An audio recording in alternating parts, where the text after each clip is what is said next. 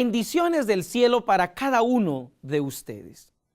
El tema de hoy se titula La Iglesia de Dios en tiempo de crisis. Queridos hermanos, una gran crisis está creciendo, incrementando, está viniendo sobre nosotros como una avalancha. ¿Estamos listos? ¿Estamos como iglesia listos para enfrentar la crisis?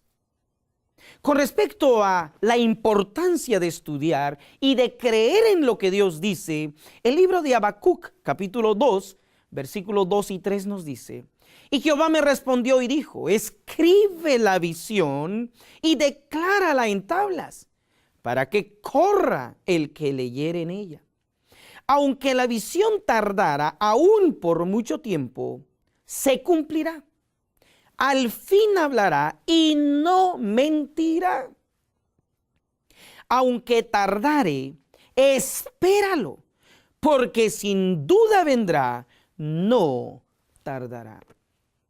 Debemos de creer lo que Dios dice, porque Dios no miente.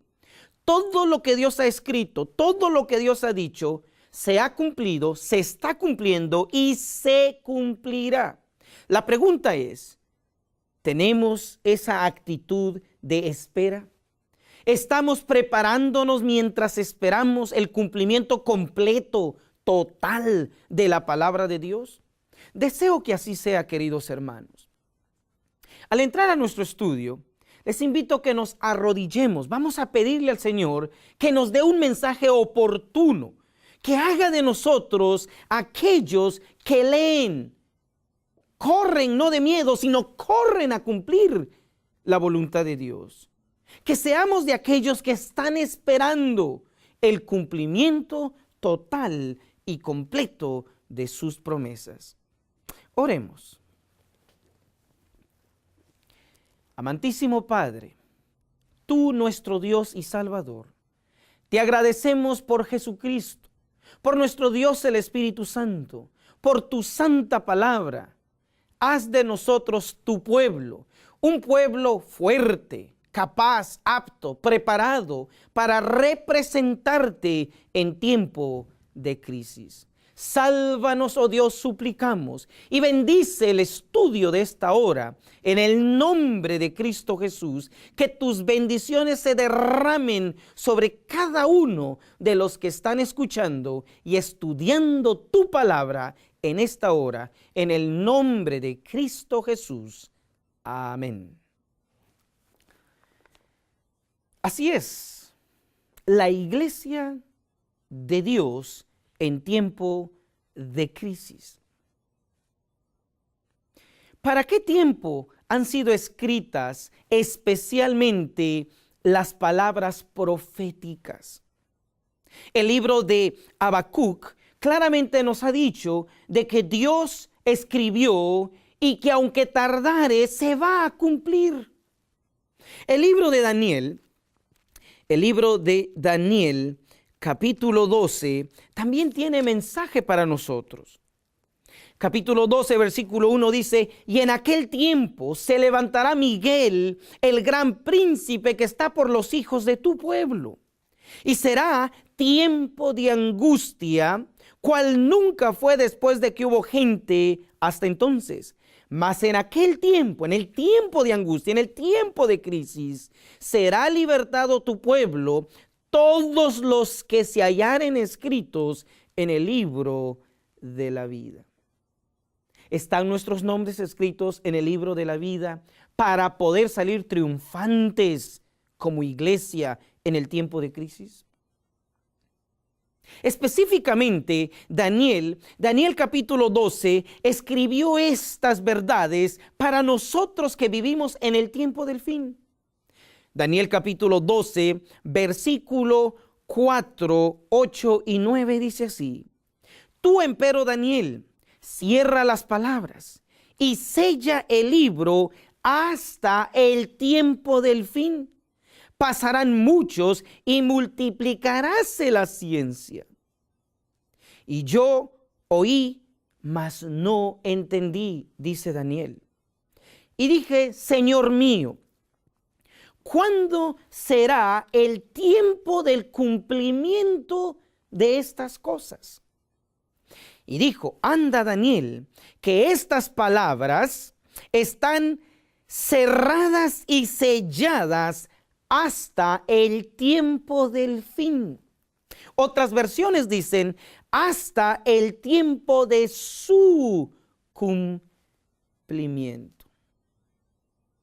Nosotros vivimos en este tiempo. Vivimos en un tiempo extraordinario, tanto para el mal como para el bien. En otras palabras, como nunca antes, estamos envueltos en una crisis espiritual, moral, económica, política, religiosa. Una crisis en la cual los poderes del mal y los de Dios están claramente en conflicto. ¿De qué parte estamos nosotros? ¿Qué tan claros estamos que viene un tiempo de angustia? ¿Cuál nunca, hermanos, cuál nunca se ha experimentado? ¿Estamos listos? Vivimos en tiempos solemnes y el espíritu de profecía nos dice lo siguiente. Eventos de los últimos días, estoy leyendo en la página 11. Eventos de los últimos días, página 11, el título es La última crisis de la tierra. Las calamidades en tierra y mar, la inestabilidad social, las amenazas de guerra, como portentosos presagios, anuncian la proximidad de acontecimientos de la mayor gravedad. Más claro no pudo haber sido dicho. O sea que, hermanos, Dios no solo nos habla a través de las Escrituras, sino dice el espíritu de profecía de que Dios nos está hablando a través de las calamidades en la tierra, en el mar, a través de la inestabilidad social y las amenazas de guerra. Dice que anuncian acontecimientos de la mayor gravedad. Pero ¿cuál es la actitud de muchísimos de nosotros? En el mismo libro, en Eventos de los Últimos Días, en la página 16 dice así: hay muchas personas, ¿cuántas? Muchas, que no comprenden las profecías que se refieren a estos días. Y por lo tanto deben ser ilustradas. Es el deber de los centinelas y los laicos dar a la trompeta un sonido certero. Así que hay necesidad, hermanos y hermanas, de comprender el tiempo en que vivimos, de comprender la palabra de Dios, de entender las profecías. Y el deber de los ministros, laicos, líderes, es dar a conocer lo que Dios ha dicho. Dice aquí, alcen la voz los centinelas ahora. ¿Cuándo debe de levantarse la voz? Ahora. ¿En qué tiempos vivimos? Solemnes. Que se avecina una gran crisis. Oh, queridos hermanos, ojalá que no hagamos caso omiso a este llamado oportuno. Venimos a ustedes porque creemos que no estamos listos, no estamos preparados. Y sin embargo, la crisis está encima de nosotros.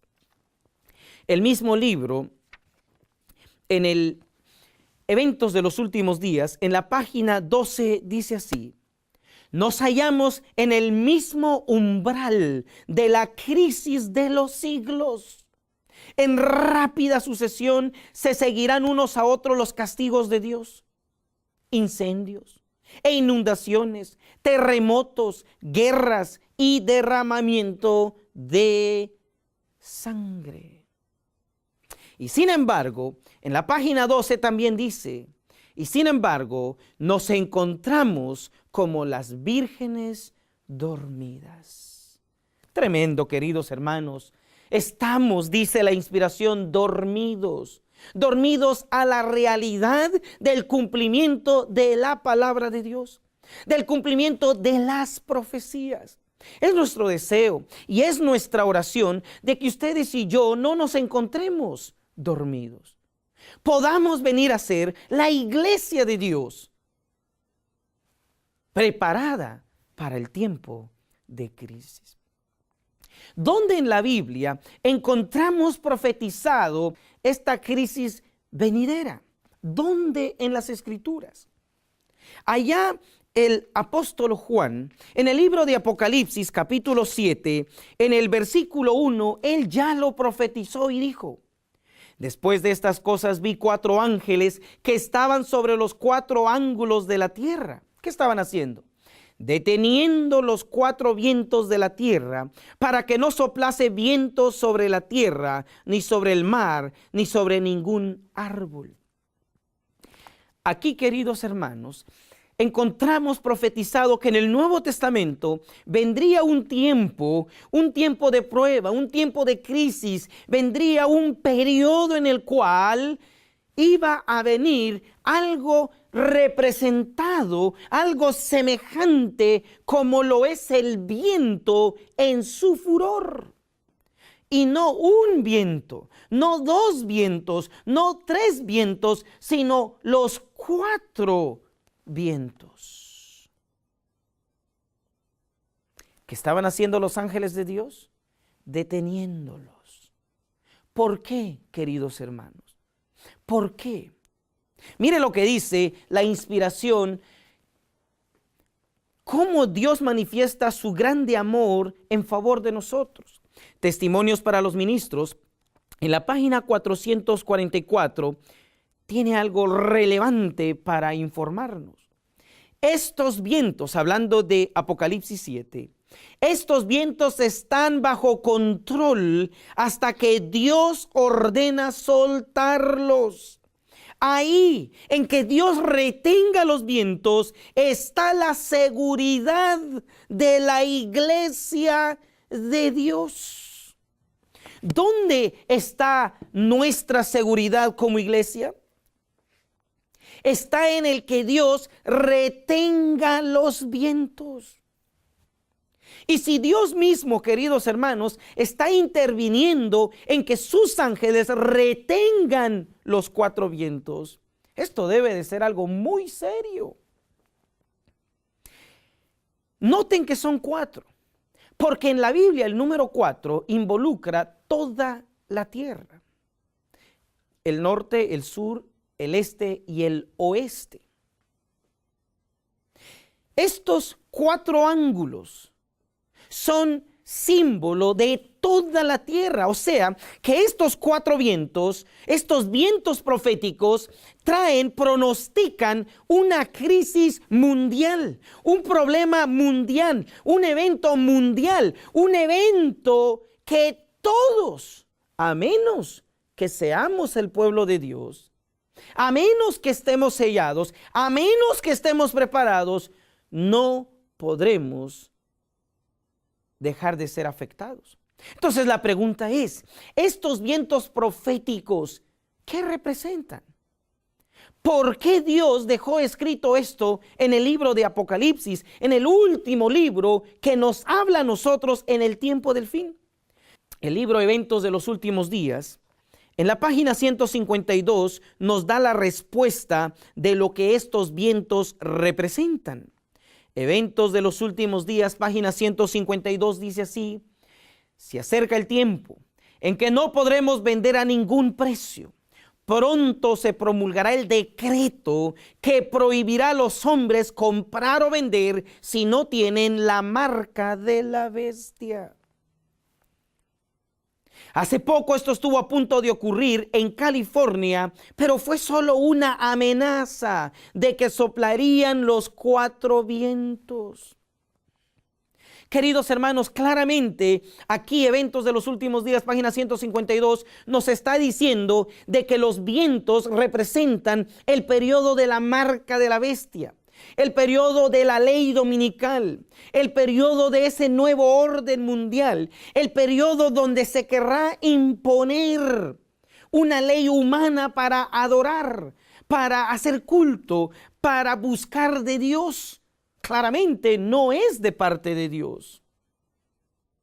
Y sin embargo dice que esto de soplar los vientos estuvo por ocurrir allá en 1882, según Eventos de los Últimos Días, página 152. Pero ¿por qué no han soltado los vientos? Hasta el momento, estos son retenidos por los 4 ángeles porque no estamos enteramente listos.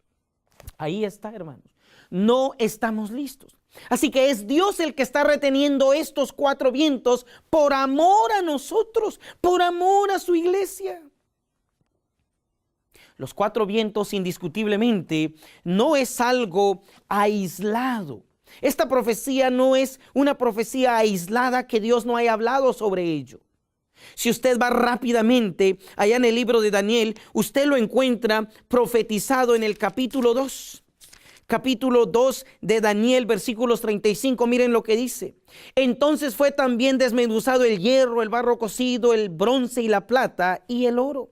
Y se tornaron como tamo de las eras del verano, y levantólos el viento, y nunca más se les halló lugar.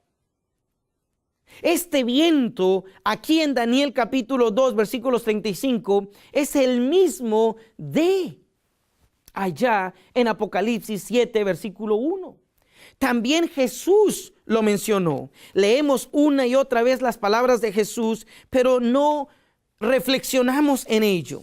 Allá en el libro de Mateo capítulo 7, Mateo capítulo 7, versículos 24 y 25 dice: cualquiera pues que me oye estas palabras y las hace, le compararé a un hombre prudente que edificó su casa sobre la roca. Y descendieron lluvia, noten esto, y vinieron ríos, y soplaron vientos, y combatieron aquella casa, y no cayó porque estaba fundada sobre la roca. Estos vientos son proféticos, profetizan, pronostican este gran evento que se avecina. La ley dominical, la marca de la bestia, el nuevo orden mundial para el cual, queridos hermanos, no estamos listos. Un versículo más que habla del mismo evento allá en el libro de Isaías. Isaías capítulo 41, versículo 15 y 16 nos dice lo siguiente: he aquí yo te he puesto por trillo nuevo, lleno de dientes, trillarás montes y los molerás, y collados tornarás en tamo.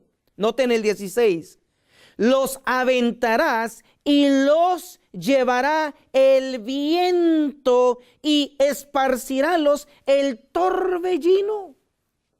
Este viento y torbellino de Isaías 41 versos 16 es el mismo evento de Apocalipsis 7:1. Entonces, ¿qué tan importante es entender esto? Muy importante. Los vientos, queridos hermanos, representan el periodo de la marca de la bestia, el que está profetizado claramente allí en el libro de Apocalipsis 13:11. Apocalipsis 13:11 también nos lo dice de manera clara. Dice en el capítulo 13:11, dice: y después vi otra bestia que subía de la tierra y tenía 2 cuernos semejantes a los de un cordero, mas hablaba como un dragón. Esta bestia de 2 cuernos, que es Estados Unidos, cuando dice aquí que ha de hablar como un dragón, no es otra cosa que traer los vientos, la marca de la bestia. Versículo 15 dice: y le fue dado que diese espíritu a la imagen de la bestia, para que la imagen de la bestia hable, y hará que cualquiera que no adoraren a la imagen de la bestia sean muertos. Eso bien, está bien claro. ¿Estamos listos? El capítulo 14, versículo 9 dice: y el tercer ángel lo siguió diciendo. Nuestro mensaje, el mensaje del tercer ángel dice: en alta voz: si alguno adora a la bestia y a su imagen y toma la señal en su frente o en su mano, este también beberá del vino de la ira de Dios. Claramente vemos de que viene la imagen de la bestia, la marca de la bestia.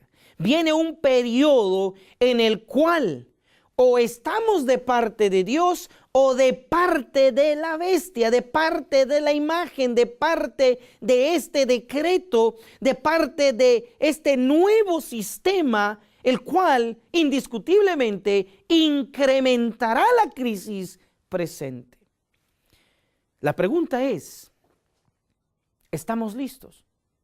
Dios mismo dice que Él retiene los vientos por amor a nosotros porque no estamos listos. Entonces la pregunta es, ¿cómo podemos nosotros llegar a estar listos? Queridos hermanos, y antes de entrar a ese detalle, hay un detalle más que debemos entender aquí. Viene un periodo, no solo llamado la marca de la bestia, la imagen de la bestia, sino el nuevo orden mundial, que va a involucrar algo religioso, económico, como político. Y está bien representado allá en el libro de Apocalipsis 17, versículos 3. Y me llevó en espíritu al desierto y vi a una mujer sentada sobre una bestia bermeja llena de nombres de blasfemia, que tenía 7 cabezas y 10 cuernos. Versículo 9. He aquí hay mente que tiene sabiduría. Las 7 cabezas son 7 montes sobre las cuales se sienta la mujer.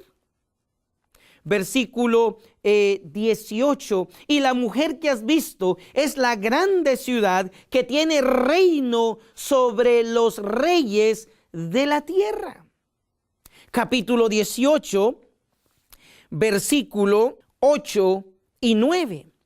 Por lo cual en un día vendrán sus plagas, muerte, llanto y hambre, y será quemada con fuego, porque el Señor Dios es fuerte que la juzgará. Pero miren lo que dice, verso 9, y llorarán y se lamentarán sobre ella los reyes de la tierra, los cuales han fornicado con ella y han vivido en deleites cuando ellos vieron el humo de su incendio. Versículo 11, y los mercaderes de la tierra llorarán y se lamentarán sobre ella, porque ninguno compra más sus mercaderías. Explico. Primeramente vemos a la bestia, si notan, cabalgada, dice, por una mujer. A esta misma mujer en el capítulo 17, versículo 1, la vemos sobre muchas aguas. Luego en el capítulo 17, versículo 9, la vemos sobre cabezas o montes. La mujer, como sabemos, representa a Babilonia. Representa a la falsa religión.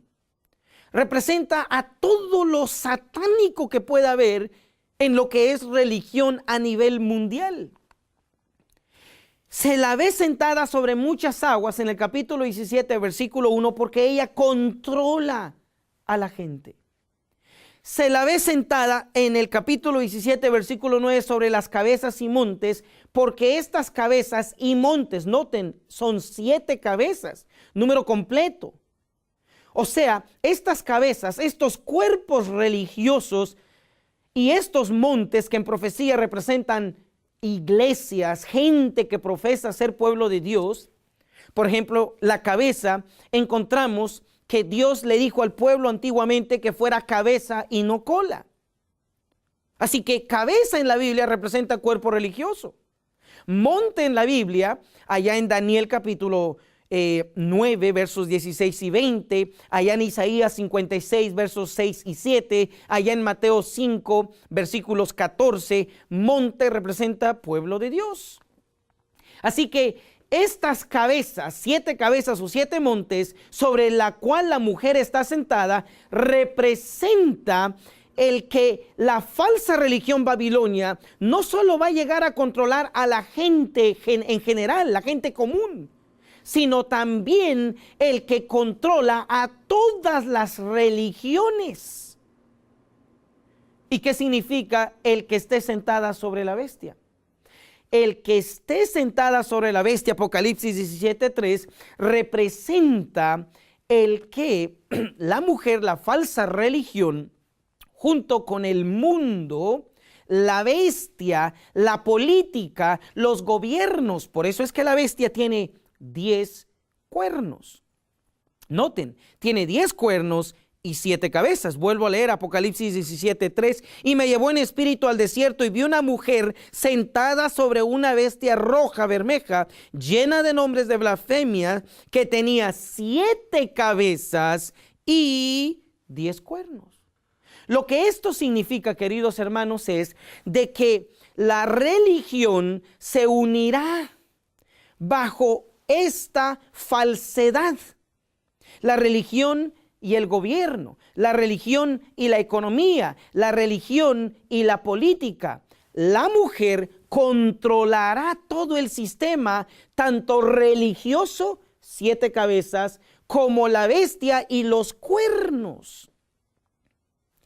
La política, los gobiernos, los gobernantes. Pero si notaron, yo leí también Apocalipsis 18, versículo 8 al 11, donde habla de que cuando ella es destruida, grandes hombres se lamentan porque no pueden vender más. Ya no hay más deleite. Su mercadería ya no se vende. Versículo 11 y 12 del capítulo 18.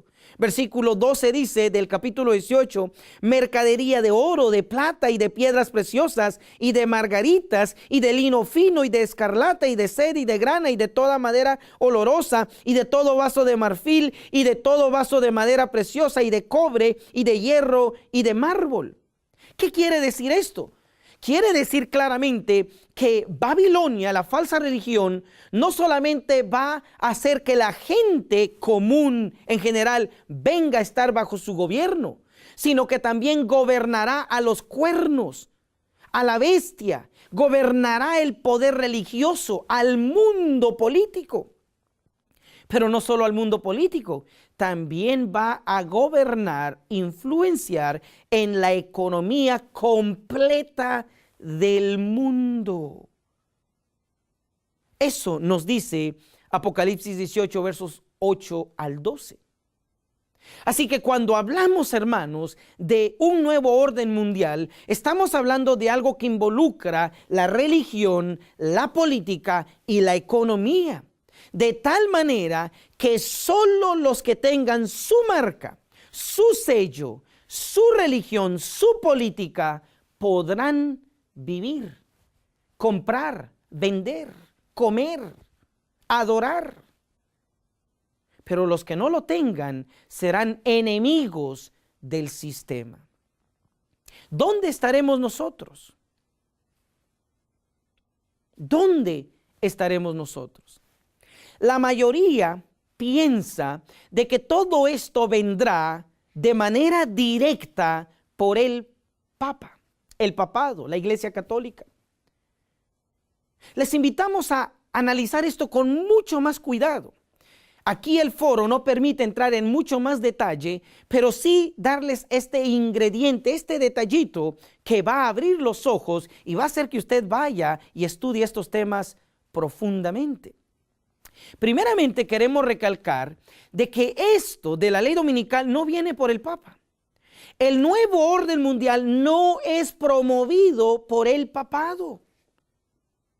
Este nuevo sistema de adoración no es promovido por la Iglesia Católica. Entonces, ¿por quién? Miren el libro de Apocalipsis de manera cuidadosa. Apocalipsis 13, versículo 15 dice, y le fue dado que diese espíritu a la imagen de la bestia, para que la imagen de la bestia hable, y hará que cualquiera que no adorare a la imagen de la bestia sean muertos. Hablando de la bestia de 2 cuernos, dice que es la que hace una imagen de la bestia, es la que trae la marca de la bestia, es la que impone, el versículo 16, la bestia de dos cuernos, o sea, Estados Unidos hacía que a todos, pequeños y grandes y ricos y pobres, libres y siervos, se pusiese una marca en su mano derecha o en sus frentes. ¿Quién? La bestia de dos cuernos. Allá en el libro Conflicto de los Siglos, en la página 498 dice así: la bestia de dos cuernos hace, o sea, ordena que todos, pequeños, grandes, así como ricos y pobres, así libres como esclavos, tengan una marca sobre su mano derecha o sobre su frente, y que nadie pueda comprar o vender sino aquel que tenga la marca, es decir, el nombre de la bestia o el número de su nombre. Apocalipsis 13, 16 y 17.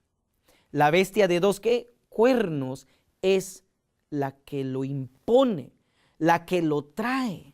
¿Estará involucrado el papado? Sí, pero noten, no podemos ir en contra de la Biblia ni del espíritu de profecía.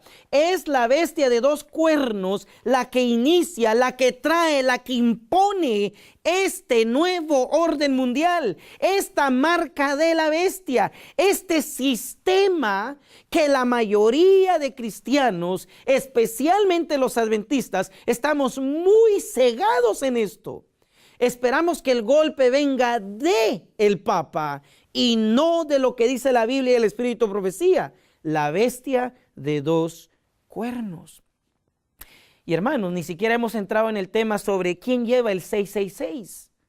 Se sorprenderá al profundizar este tema quién lo lleva.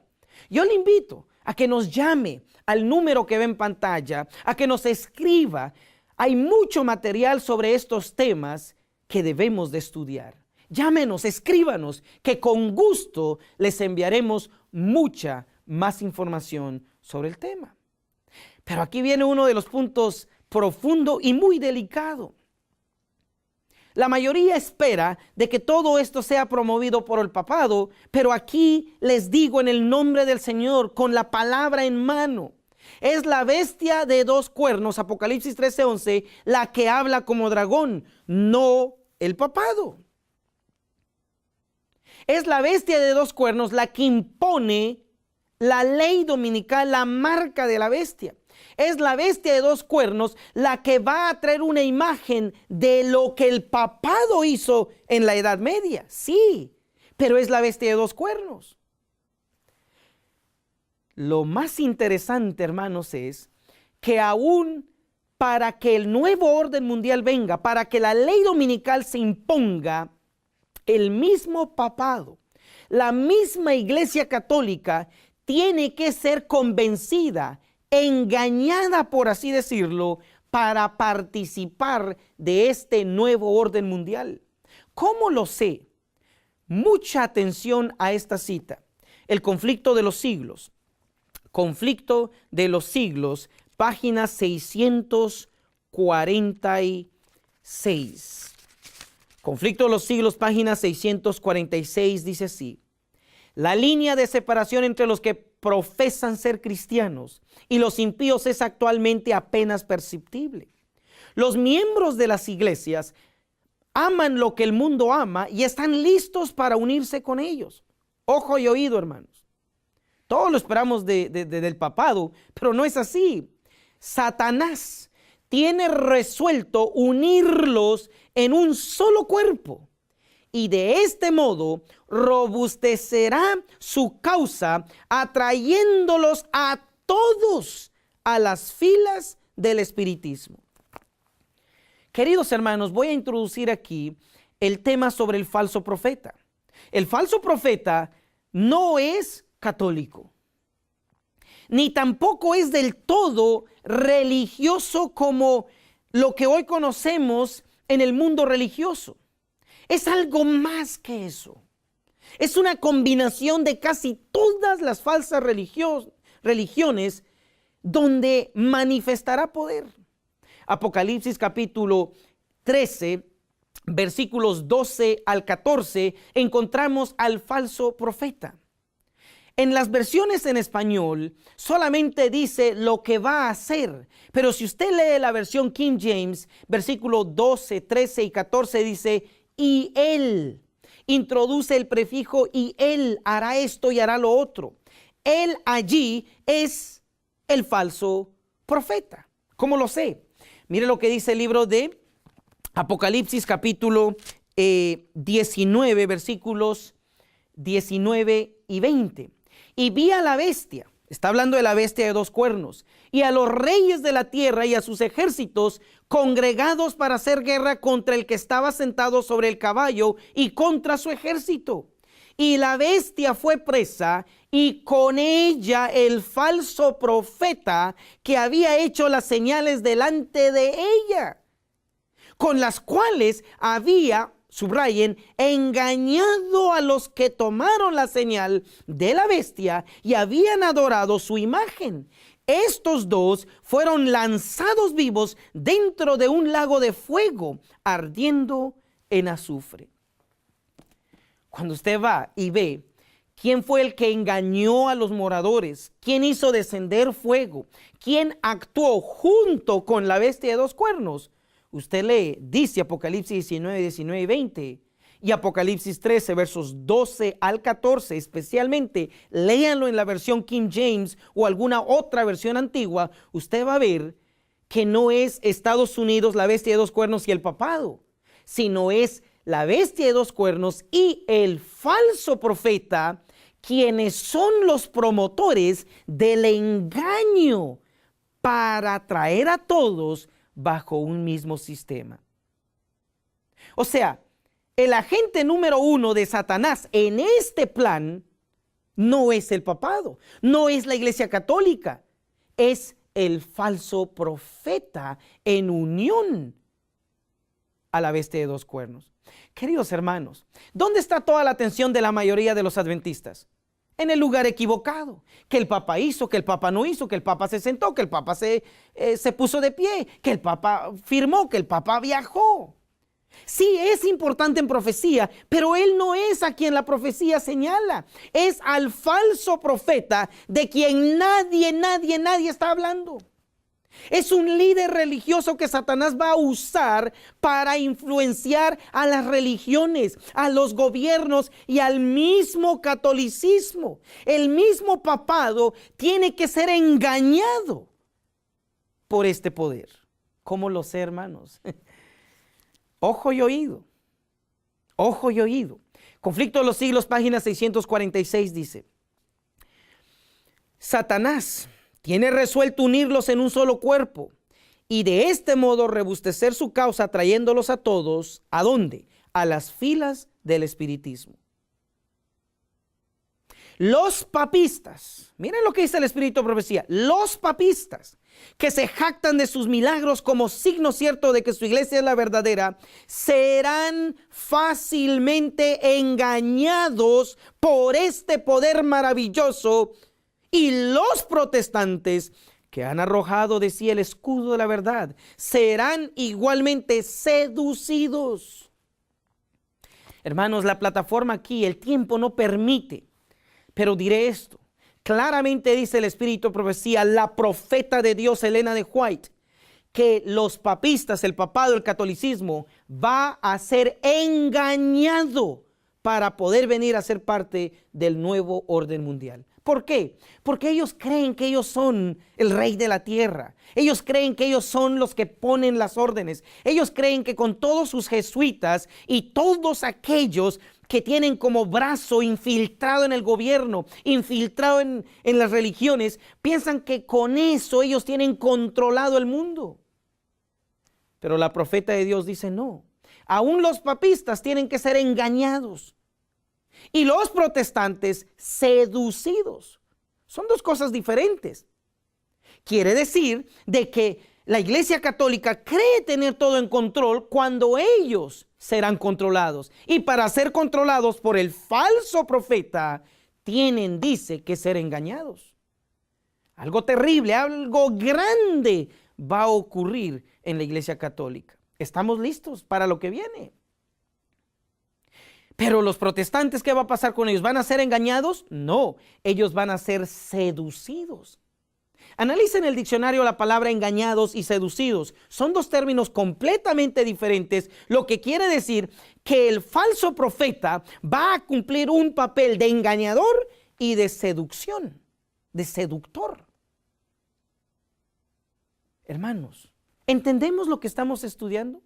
¿Estamos listos para lo que viene? Imagínense, si los mismos católicos tienen que ser engañados para ser parte de este nuevo sistema, ¿cómo nos estará engañando Satanás? ¿Qué estará preparando Satanás para meternos en su bolsa? ¿De qué manera nuestra iglesia actual ha bajado la guardia y en vez de estar hablando en contra del enemigo, demostrando quién es el enemigo, será que le está dando la mano? Oh, hermanos, Satanás tiene algo preparado para todos.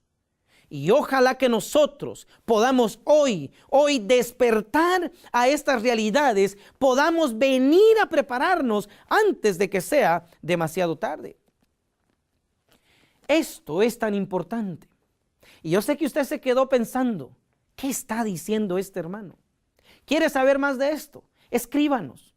Tenemos mucho material sobre estos temas, especialmente sobre el tema de cómo estos eventos se van a desarrollar proféticamente con los escritos del Espíritu de Profecía. No tenga miedo, escríbanos, llámenos.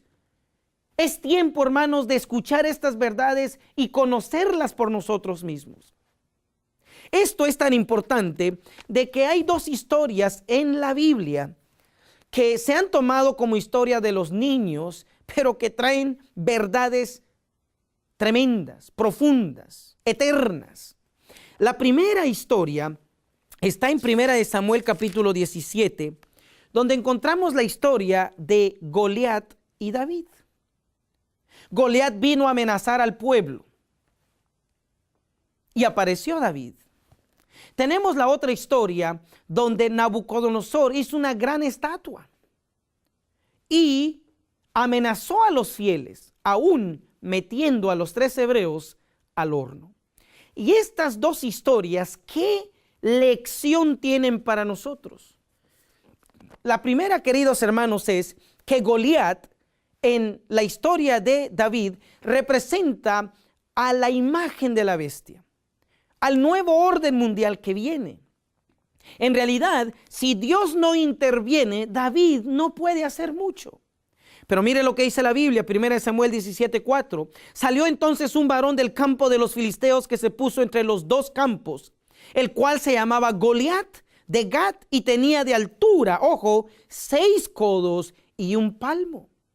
Noten que es interesante que la Biblia da el número 6 como estatura de este Goliat, símbolo de la ley dominical, símbolo de la marca de la bestia, símbolo del nuevo orden mundial que viene.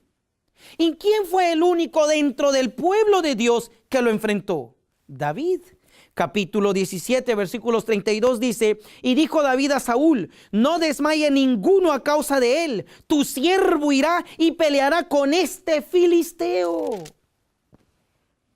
Hermanos, en este periodo que se avecina, el Goliat está sacando la cabeza. El nuevo orden mundial, la ley dominical, la marca de la bestia viene. ¿Y dónde está el pueblo de Dios? ¿Estará igual que Saúl y sus soldados, asustados y escondidos? Hablando de cualquier otra cosa menos palabra de Dios, verdad presente, mensaje oportuno. ¿Será que estamos enseñando al pueblo como líderes o entreteniéndolos? Hay necesidad de David. David tiene que salir a la escena. ¿Será usted un David? ¿Vendrá usted y enfrentará al Goliat moderno? ¿Y con qué enfrentó David a Goliat? 1 Samuel capítulo 17, versículos 49 al 50. Y metiendo David su mano en el saco, tomó de allí una piedra y tiróla con la honda. E hirió al filisteo en la frente, y la piedra, subrayen, y la piedra quedó hincada en la frente y cayó en tierra sobre su rostro. Así venció David al filisteo con honda y piedra, e hirió al filisteo y matólo sin tener David espada en su mano. ¿Cuál es la lección? Que la manera en que David venció a Goliat fue con una simple piedra. Hoy día, ¿qué va a usar Dios para vencer al Goliat moderno? ¿Qué va a usar Dios para destruir al Goliat moderno? Oh, mis hermanos, aquí entra el título del tema: la iglesia de Dios en tiempo de crisis. Dios va a usar a su iglesia, a su pueblo, a sus fieles, a sus siervos, a su remanente, representado por una piedra. Así como David usó una piedra para derrumbar al Goliat antiguo, Dios hoy simbólicamente en el libro de Daniel, Daniel capítulo 2, miren lo que dice, Daniel capítulo 2, versículo 34. Estabas mirando hasta que una piedra fue cortada, no con mano, la cual hirió a la imagen al Goliat moderno, al nuevo orden mundial, a la marca de la bestia, a la imagen de la bestia. Fue cortada no con mano, la cual hirió a la imagen en sus pies de hierro y barro cocido y los desmenuzó.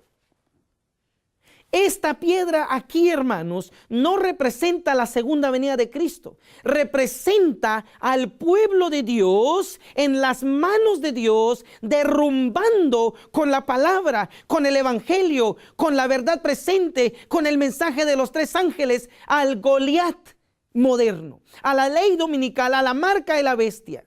¿Cuántas piedras usó David? Una. ¿Cuántas piedras usará Dios para derrumbar a la imagen de la bestia?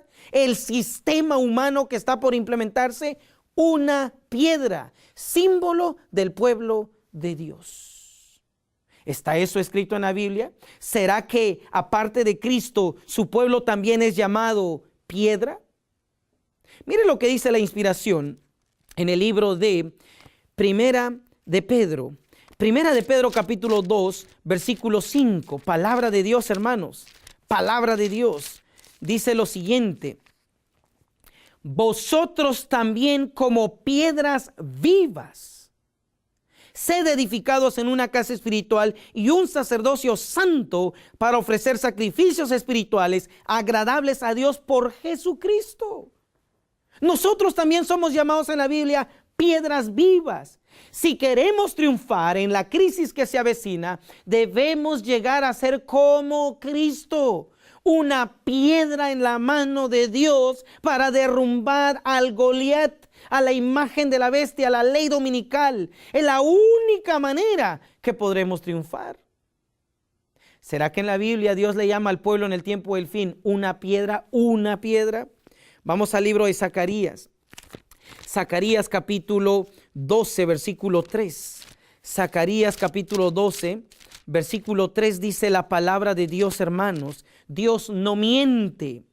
Y será en aquel día que yo pondré a Jerusalén por piedra pesada, a todos los pueblos, todos los que la cargaren. Estos son los que se unieron en el nuevo sistema, en la ley dominical, en la marca de la bestia. Todos los que la cargaren serán despedazados, bien que todas las naciones de la tierra se juntarán contra ella. Aunque todos se junten en contra del pueblo de Dios, en contra de esta piedra, el pueblo, la iglesia va a destruir el sistema. ¿Cómo? Con la presencia de Dios, con la presencia del Espíritu, con el poder de la palabra. Porque nuestro único interés no será el de ahora. El de ahora es tener seguidores, es ser famosos, es ser conocidos. Pero mañana el único conocido, el único exaltado, el único predicado, el único será Jesús, será Dios, será Cristo. ¿Está listo para ser parte de esta piedra? Mire lo que dice el espíritu de profecía. Eventos de los últimos días en la página 214 y 215 dice así: habrá un ejército de creyentes que soportarán tan firmemente como una roca, como una piedra, la última prueba. ¿Cómo va a ser el pueblo de Dios? El pueblo de Dios se va a convertir en una piedra, en una roca, y va a enfrentar la crisis. Va a representar a Dios. Y así como David, hermanos, venció a Goliat antiguo, así la iglesia de Dios en el tiempo del fin lo hará. En Alza tus ojos, página 252, dice también: hemos de permanecer firmes como una roca en los principios de la palabra de Dios, recordando que Él está con nosotros, dándonos fuerzas para enfrentar cada experiencia nueva. En Lugares Celestiales, página 281, dice: la iglesia en la tierra es el templo de Dios y ha de tomar proporciones divinas delante del mundo. Este edificio debe ser la luz del mundo. Debe estar compuesto por piedras vivas, puestas estrechamente juntas, encajadas unas en otras para formar un edificio sólido. Todas estas piedras no tienen la misma forma ni dimensión. Algunas son grandes y otras son pequeñas, pero cada una tiene su propio lugar que llenar. Ahora es el tiempo cuando deben sacarse las piedras de la cantera del mundo para llevarlas al taller de Dios, para que sean cortadas, escuadradas y pulidas hasta que brillen. Queridos hermanos, claramente vemos de que Dios va a tener un pueblo fuerte, duro, estable, firme, como una roca, como una piedra. ¿Qué con la historia de los 3 hebreos? Allá en el libro de Daniel, capítulo 3, la historia es bien conocida. Pero quiero leer un punto porque aquí también la imagen representa al nuevo orden mundial, a la ley dominical, a la imagen de la bestia. Esta imagen o esta estatua que levantó Nabucodonosor, noten que también tiene que ver con el 6, Daniel 3:1.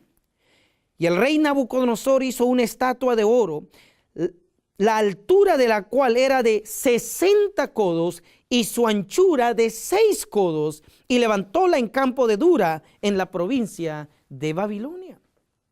Esta estatua tiene también que ver representando a la marca de la bestia en nuestro tiempo. Pero ¿cuál es la lección aquí? Allá en el caso de David y Goliat, vimos que una piedra derrumbó, mató, destruyó a Goliat. ¿Cuál es la lección aquí con los 3 hebreos y Nabucodonosor? Dentro de tantos millones de judíos, pueblo de Dios, los adventistas de aquel entonces, solamente habían 3 hermanos. Solamente habían 3 que dijeron: nosotros no vamos a adorar ese sistema. Y como ellos no se sometieron a ese sistema, noten lo que ocurrió. En el capítulo 3, versículos 20 al 25, encontramos de que son metidos en el fuego. Pero ellos, estando sellados por el cielo, en el versículo 25 dice: respondió él y dijo: he aquí, yo veo 4 varones sueltos que se pasean en medio del fuego, y ningún daño hay en ellos, y el parecer del cuarto es semejante al Hijo de Dios. Queridos hermanos, lo que estamos viendo aquí es de que en este periodo de crisis que viene, en este periodo de la marca de la bestia, Dios tendrá un pueblo inmune a la muerte, como fueron los 3 hebreos. Los 3 hebreos no pudieron ser muertos, no los pudieron matar. No solo estaban sellados, sino que Cristo fue visto con ellos. Así ahora, Dios se propone tener un pueblo inmune a la muerte, un pueblo que ningún decreto podrá afectarles, un pueblo sellado. Este pueblo, ¿dónde está en la profecía? ¿Dónde está profetizado de que ellos van a ser inmunes a la muerte, que no van a morir? Allá en el libro de Apocalipsis, capítulo 7, el Señor dice, capítulo 7, versículos 2: y vi a otro ángel que subía del nacimiento del sol teniendo el sello del Dios vivo, y clamó a gran voz a los 4 ángeles, a los cuales era dado hacer daño a la tierra y al mar, diciendo: no hagáis daño a la tierra, ni al mar, ni a los árboles, hasta que sellemos a los siervos de nuestro Dios en sus frentes. Y oí el número de los sellados, 144,000 sellados de todas las tribus de los hijos de Israel. Queridos hermanos, aquí encontramos de que el pueblo de Dios va a ser sellado, versículo 2, con el sello del Dios vivo. ¿Qué quiere decir esto? Dios siempre ha sellado a su pueblo, pero ha muerto. Ha muerto en la promesa de resucitar. Pero estos 144,000, la iglesia de Dios en el tiempo del fin, en el tiempo de crisis, va a ser inmune a la muerte. No va a morir. Son sellados con el sello del Dios vivo. Dice en el libro de Apocalipsis 9, versículo 6, allí está la profecía de que ellos no mueren. Y en aquellos días, en los días de crisis, buscarán los hombres la muerte y no la hallarán. Desearán morir y la muerte huirá de ellos. ¿Por qué es que ellos buscan la muerte y no morirán, no la encontrarán? Hermanos, antiguamente Esther, al oponerse al decreto del rey, ¿qué estaba buscando? La muerte. Pero la muerte huyó de ella. En los días de Daniel, cuando fue en contra de la ley del gobierno, ¿qué pasó? ¿Qué buscó? La muerte. Pero la muerte no la encontró. La muerte se fue. En los días de los 3 hebreos, ¿qué buscaron al no seguir ese decreto? Buscaron la muerte, pero la muerte huyó de ellos. Así en el tiempo del fin, usted y yo tenemos el privilegio no solo de creer en Cristo y su segunda venida, no solo de ser parte del pueblo de Dios, sino de tener el gran privilegio de llegar a ser inmunes, de no morir, de ser sellados con el sello del Dios vivo. Un pueblo que no solo enfrentará la crisis, sino que triunfará en la crisis. El pueblo de Dios no morirá. En el libro de Joel, capítulo 2, versículo 8, allí está la misma profecía. 2:8 dice: ninguno apretará a su compañero. Pueblo de Dios, cada uno irá por su carrera, y aún cayendo sobre ellos la espada no se herirá. La espada no tendrá efecto sobre el pueblo de Dios. Hermanos, en vez de estar corriendo y escondiéndonos en el tiempo de crisis, Dios tendrá una iglesia poderosa. Dios tendrá una iglesia triunfante. Dios tendrá una iglesia preparada para el tiempo de crisis. Conflicto de los siglos 692 afirma lo que estamos viendo. Dice así: si la sangre, en ese tiempo, si la sangre de los fieles siervos de Cristo fuesen entonces derramadas, no sería ya como la sangre de los mártires. Ya no sería semilla destinada a dar una cosecha para Dios. Su fidelidad no sería ya un testimonio para convencer a todos a la verdad, pues los corazones endurecidos han rechazado los llamamientos de la misericordia hasta que estos ya no se dejan oír. Así que claramente la sangre de los fieles no más será derramada. El pueblo de Dios estará sellado. Pero queridos hermanos, para que esto se cumpla, para que esto se logre, para que usted y yo podamos llegar a ser parte de este pueblo triunfante, Dios va a realizar algo.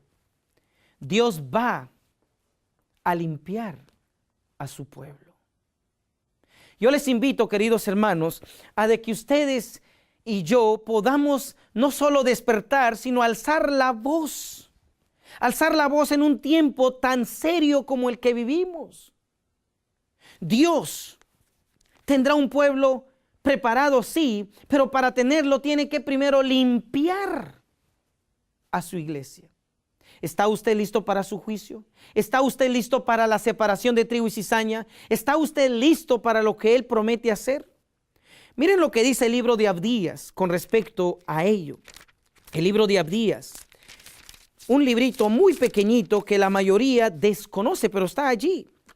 Jacob representa a los fieles, Esaú representa a los infieles en el pueblo. Abdías, versículo 6 dice: cómo fueron escudriñadas las cosas de Esaú. Sus cosas escondidas fueron buscadas. Hay cosas que Esaú, los infieles en la iglesia, están escondiendo, pero Dios dice que los va a buscar. Y mire lo que va a hacer en el verso 8. No haré que parezcan en aquel día, dice Jehová, los sabios de Edom y la prudencia del monte de Esaú. Verso 9 y 10. Y tus valientes, oh Temán, serán quebrantados, porque todo hombre será talado, cortado del monte de Esaú por el estrago. Por la injuria de tu hermano Jacob te cubrirá vergüenza y serás talado para siempre. ¿Qué es lo que Dios va a hacer? Va a talar al infiel, al que no se prepare, al que no se consagre. Va a cortar al que se ha burlado de Jacob, al que ha maltratado a su hermano, al que ha escondido sus suciedades. No solo eso, también dice el libro de Isaías en el capítulo 33, versículos 13 y 14. Oíd los que estáis lejos, lo que he hecho, y vosotros los cercanos, conoced mi potencia. Los pecadores se asombraron en Sión. Espanto sorprendió a los hipócritas. ¿Quién de nosotros morará con el fuego consumidor?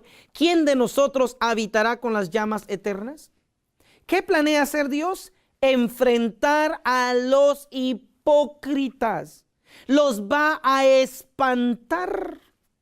Puesto en otras palabras, el libro de Isaías 66, versículos 16 y 17 dice: porque Jehová juzgará con fuego y con espada a toda carne, y los muertos de Jehová serán multiplicados, los que se santifican y los que se purifican en los huertos, unos tras otros, los que comen carne de puerco y abominación y ratón, juntamente serán talados, dice Jehová.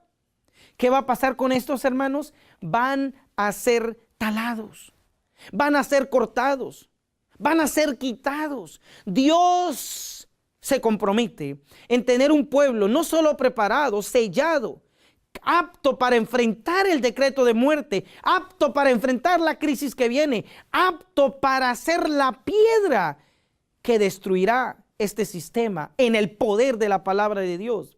Pero antes de ello, Dios quita al hipócrita, al impío, al infiel dentro del pueblo.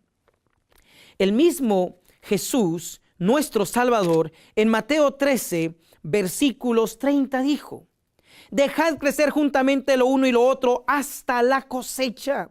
Y al tiempo de la cosecha yo diré a los segadores: arrancad primero la cizaña y atadla en manojos para quemarla, mas juntad el trigo en mi alfolí.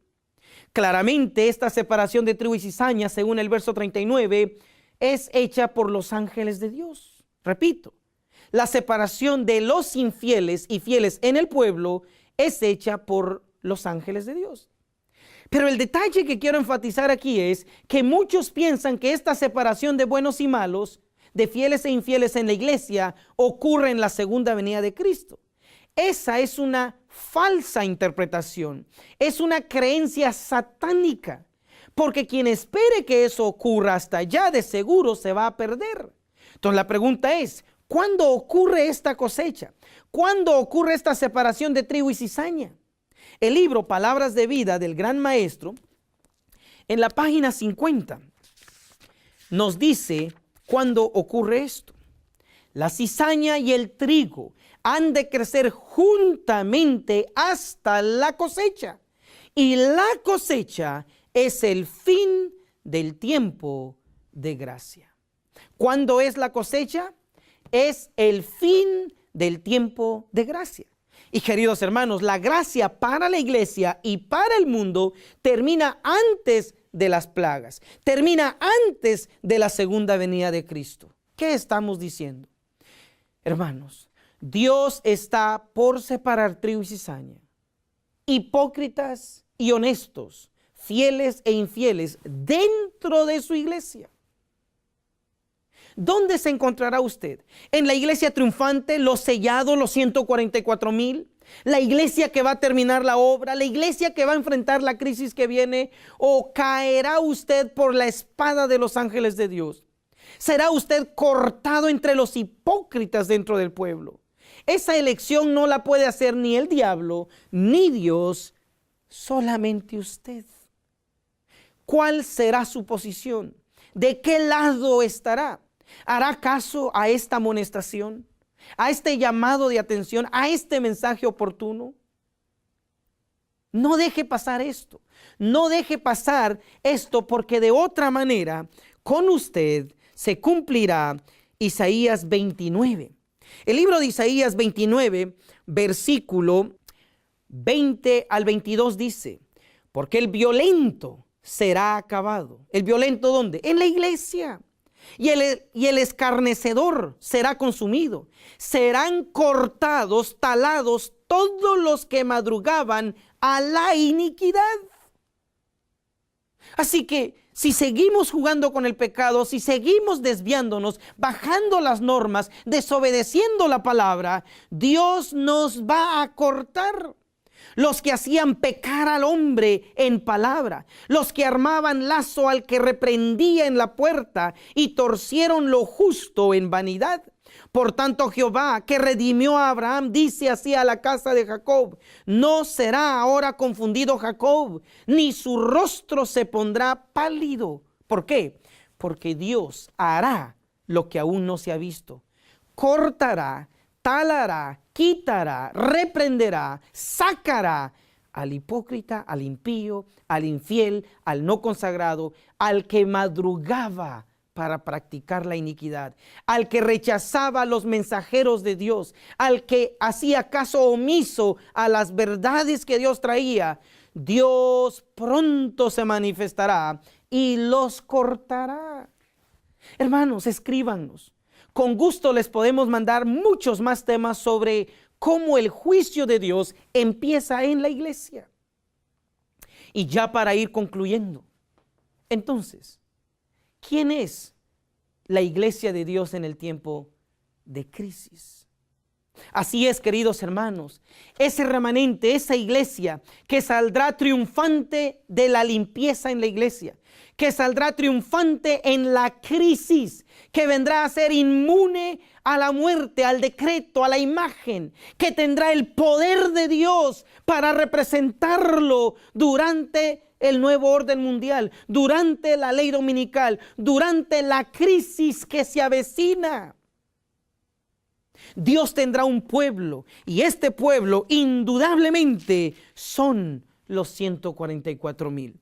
Apocalipsis 7, versículos 3 y 4 dice: no hagáis daño a la tierra, o sea, detengan los vientos, ni al mar, ni a los árboles, hasta que sellemos a los siervos de nuestro Dios en sus frentes. Y oí el número de los sellados: 144,000 sellados de todas las tribus de los hijos de Israel. ¿A quién desea y planea Dios sellar?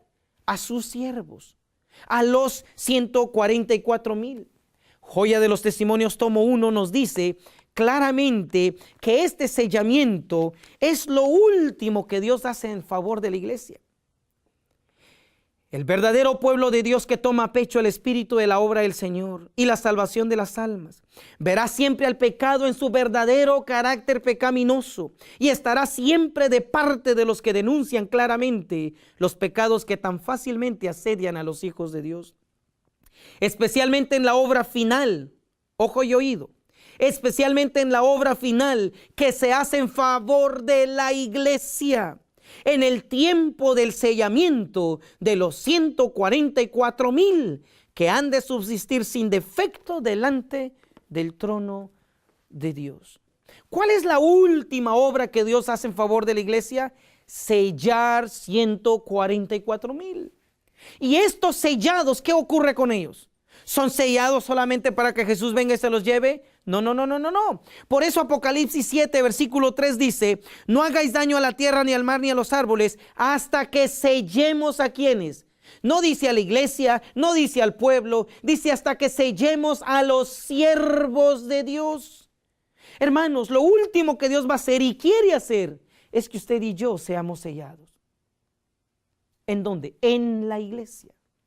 Una vez estos sean sellados, ¿cómo le llama? Siervos, siervos porque tienen una obra todavía que hacer. La de enfrentar la crisis, la de proclamar el evangelio, la de dar el mensaje de los 3 ángeles como nadie lo ha hecho hasta ahora. Imagínense ustedes, un pueblo sellado que enfrentarán el decreto de muerte, que tendrán todas las potencias diabólicas en su contra y sin embargo no morirán. ¿No es eso extraordinario? ¿No es eso uno de los testimonios más grandes que se puedan demostrar? Más que José, más que Sansón, más que Enoc, más que Elías. Con razón Jesús dijo, mayores cosas que estas haréis. El tiempo ha llegado, hermanos, para que usted y yo tomemos nuestro lugar.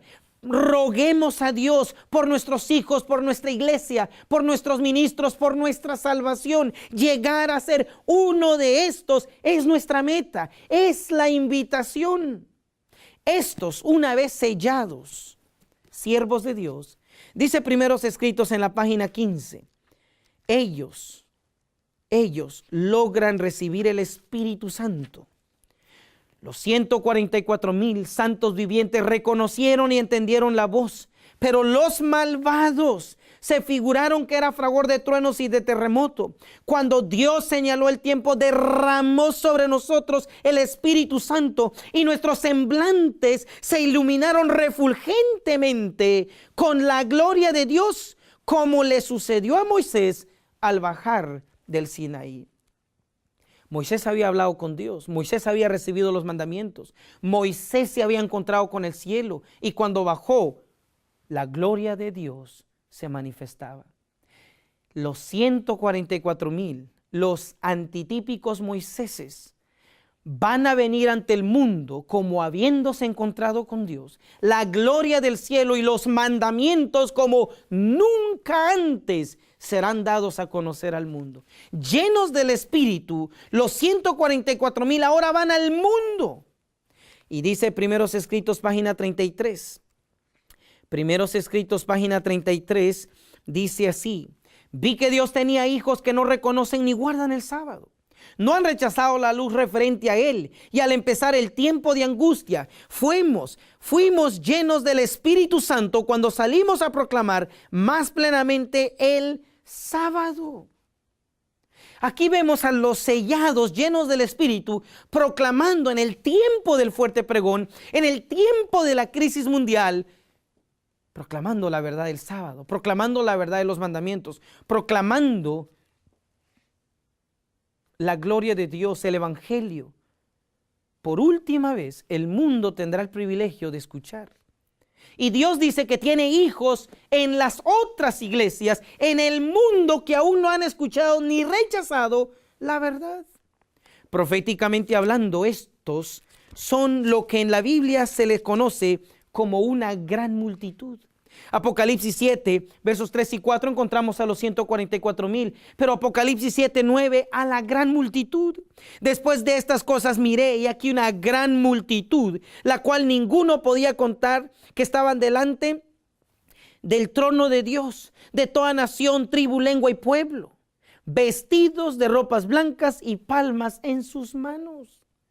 Noten que esta gran multitud no es israelita, quiere decir, no son de la iglesia.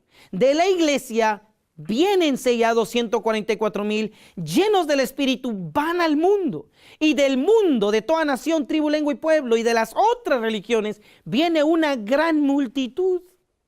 Algunos argumentan de que esta gran multitud son todos los resucitados en el cielo. Eso es falso.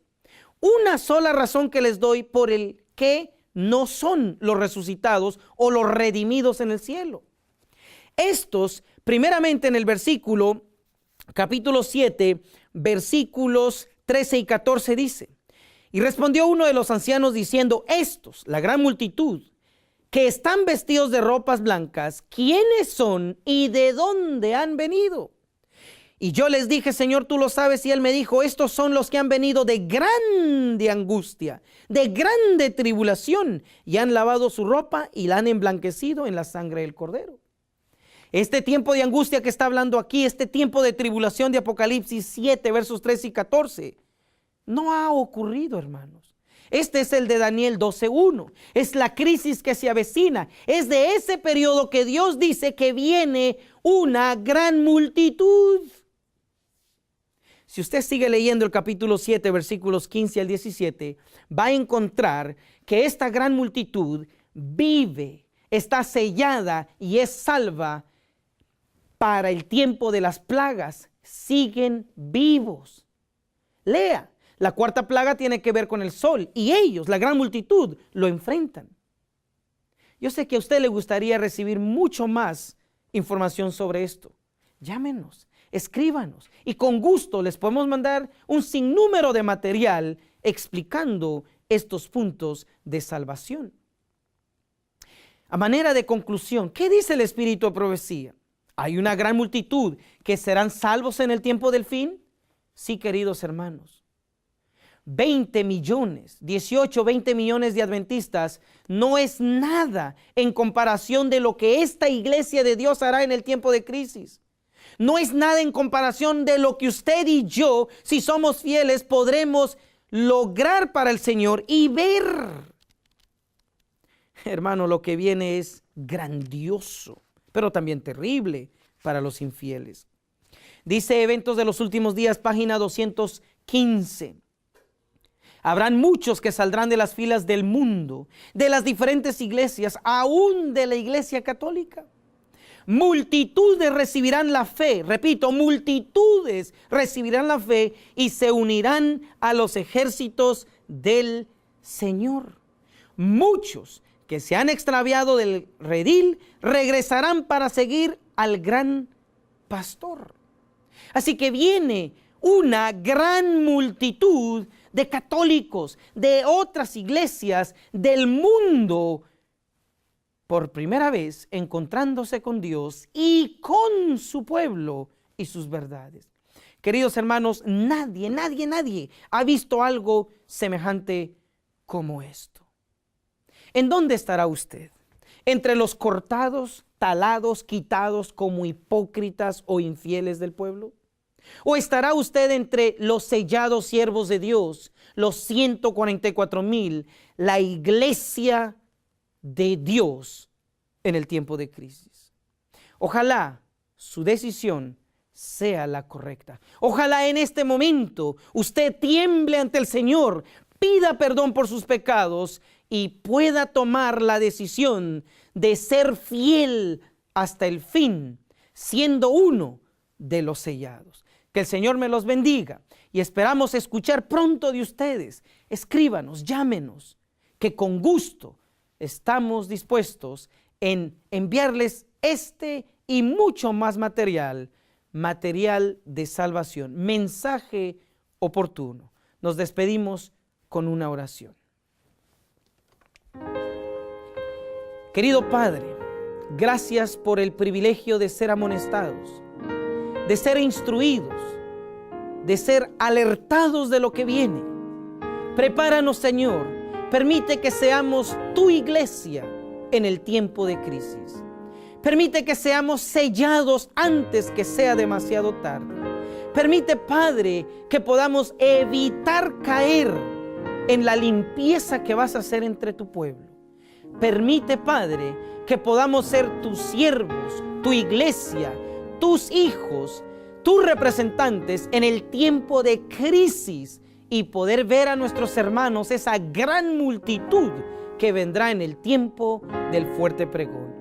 Honrado tu nombre, glorificado tú, hoy y por siempre, en el nombre de Cristo Jesús. Amén.